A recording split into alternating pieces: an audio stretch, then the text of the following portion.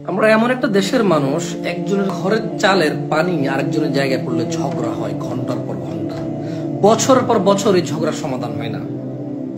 আপন চাস্তো ভাই, আপন মায়ের পেটের ভাইয়ের ঘরের চালের পানি আপন মায়ের পেট ভাইয়ের ঘরের সীমানায় পড়লে এটা নিয়ে ঝগড়া হয়, মারামারি, কোপাকুপি, কাটাকাটি হয়, মামলা পর্যন্ত হয়। অথচ এমন মানুষদের, এমন প্রশাসন গত স্বাধীনতার পর থেকে তারা পেয়েছে, এমন মানুষদের কাছে নিজেদের শাসনভার দিয়েছে যারা আরেক দেশের পানি শুধু যে সীমানায় পড়ে তারা ভাসিয়ে নিয়ে চলে যায়, কোনো উদ্বেগ নাই, কোনো উদ্বেগ নাই। অবাক বাংলাদেশ। এই আমাদের গ্রামে এমন কোন মহিলা আছে যে ঘরের সালের পানি নিয়ে ঝগড়া করে না? একজন বাদ আসেনি, একজন। তুই কো টিনের ঘরের সালের পানি বলে যে তুমি ঘর দিছো, তোমার সালের পানি আমাদের উঠানে পড়ে আমাদের মাটি ধোয়াই নিয়ে চলে যায়, এই লাগে মারামারি, কাটাকাটি।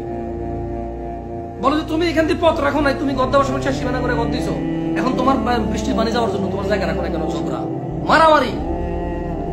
আর এমন দেশের মানুষকে আরেক দেশের পানি এসে ডুবাই তলায় নিয়ে চলে যায়, কোনো উদ্বেগের উদ্বেগ নাই। কি ভাই, সবাই নিজ নিজ জায়গা থেকে কিছু করি, চলেন।